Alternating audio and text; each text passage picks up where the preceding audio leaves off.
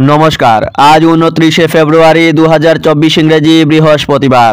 আজ সকালের একটি গুরুত্বপূর্ণ সংবাদে আমি রাজেশ সাবর আপনাদের স্বাগত জানাই।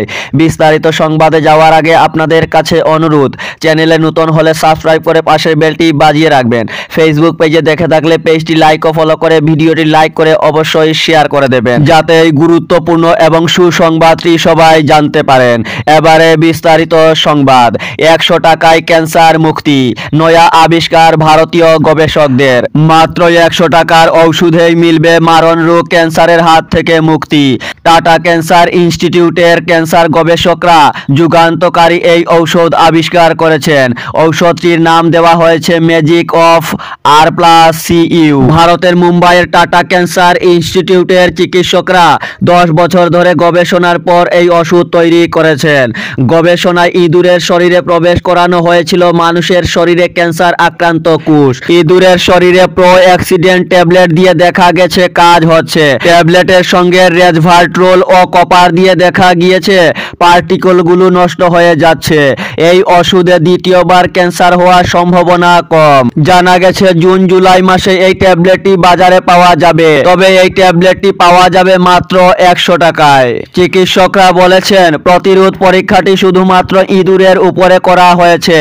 এটির মানব দেহের উপরে পরীক্ষা শেষ করতে 5 বছর সময় লাগবে বলেও চিকিৎসকরা জানিয়েছে। এই সংবাদটি আপনাদের কিভাবে লেগেছে অবশ্যই কমেন্টে জানাবেন এবং লাইক করে অবশ্যই প্রত্যেককে শেয়ার করবেন। আজকের আরো কয়েকটি গুরুত্বপূর্ণ সংবাদ। দিল্লিতে চূড়ান্ত বিজেপির প্রার্থী তালিকা, আজ সংসদীয় বোর্ডের বৈঠকে শিলমোহর। এক প্রকার চূড়ান্তই হলো বিজেপির প্রার্থী তালিকা। গতকাল বিকেলে নতুন দিল্লিতে সদর কার্যালয়ে অনুষ্ঠিত সর্বভারতীয় বিজেপি নির্বাচন সমিতির বৈঠকে অসমের প্রার্থী তালিকা প্রায় চূড়ান্ত করার খবর পাওয়া গেছে। আজ সন্ধ্যায় বসবে বিজেপির সংসদীয় বোর্ডের বৈঠক। সেখানে প্রার্থী তালিকায় চূড়ান্ত শিলমোহর দেওয়া হবে। তাই আগামী 2-1 দিনের মধ্যে ঘোষণা করা হতে পারে অসমের 12টি কেন্দ্রের প্রার্থীর নাম।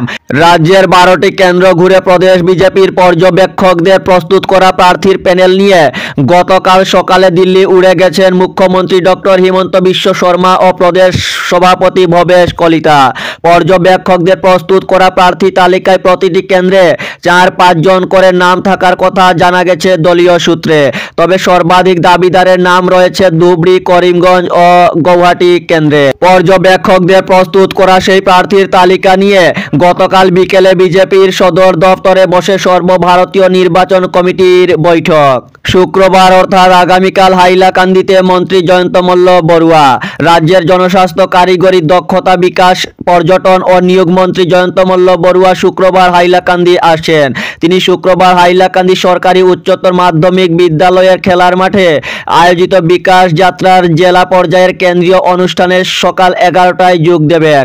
এরপর হাইলাকান্দি জেলার অভিভাবক মন্ত্রী কাছাড় জেলার লাবকে আয়োজিত বিকাশ যাত্রার অনুষ্ঠানে যোগ দেবেন। করিমগঞ্জে 9 মার্চ জাতীয় লোক আদালত। আগামী 9 মার্চ করিমগঞ্জেও জাতীয় লোক আদালত অনুষ্ঠিত হচ্ছে। করিমগঞ্জ জেলা ও দায়রা জজ আদালত এবং মুখ্য ন্যায় দণ্ডাধীশ আদালত প্রাঙ্গণে এই লোক আদালত অনুষ্ঠিত হবে। এতে জেলায় বিভিন্ন আদালতে বিচারাধীন থাকা দেওয়ানি ও ফৌজদারি আপোষ মীমাংসাযোগ্য মামলা ওই লোক আদালতের মাধ্যমে নিষ্পত্তি করা হবে। এতে বিচারাধীন আপোষ মীমাংসাযোগ্য মামলার উভয় পক্ষকে লোক আদালতের মাধ্যমে দ্রুত মামলা নিষ্পত্তির সুযোগ নিতে করিমগঞ্জ জেলা আইনসভা কর্তৃপক্ষ থেকে অনুরোধ করা হয়েছে। পাশাপাশি ওই লোক আদালতে বিচারাধীন মামলা ছাড়াও মামলা দাখিলের আগে বিভিন্ন বিবাদের নিষ্পত্তি করা হয়। ভাউরিকান্দিতে উরুস 4 মার্চ। পূর্ব সুনাইর ভাউরিকান্দি দ্বিতীয় খণ্ডের হায়দর বাজার সংলগ্ন মাঠে আগামী 4 মার্চ শাহ সুফি মৌলানা আয়ুব আলী ও শাহ সুফি মৌলানা বুনিয়ামিনের নকশাবন্দি মুজ্জাদেদি তরিকার বুজুর্গানের উরুস মাহফিল হবে। এ নিয়ে চলছে প্রস্তুতি। ওই দিন বিভিন্ন কার্যসূচির মাধ্যমে দুপুর 2টা থেকে শুরু হয়ে রাত 12টা অবধি চলবে অনুষ্ঠান। কার্যসূচিতে থাকছে কুরআন খতম, তরিকতের খতম, কিরাত, গজল ও ওয়াজ। এই অনুষ্ঠানে প্রধান অতিথি হিসেবে উপস্থিত থাকবেন উত্তর পূর্বাঞ্চল আহলে সুন্নত ওয়াল জামাতের মুখ্য উপদেষ্টা তথা বিশিষ্ট ইসলামী পণ্ডিত মৌলানা শারিমুল হক।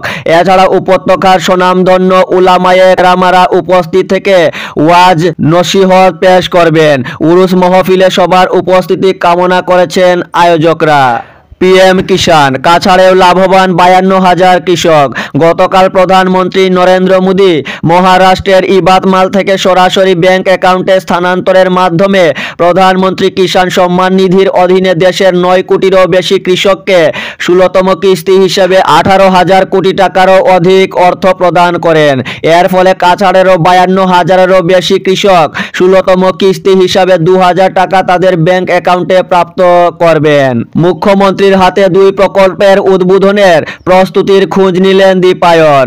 শিলচরে মুখ্যমন্ত্রী সফরকে কেন্দ্র করে 2টি প্রকল্প উদ্বোধনের প্রস্তুতি সরেজমিনে খতিয়ে দেখতে মাঠে নামলেন বিধায়ক দীপায়ন চক্রবর্তী।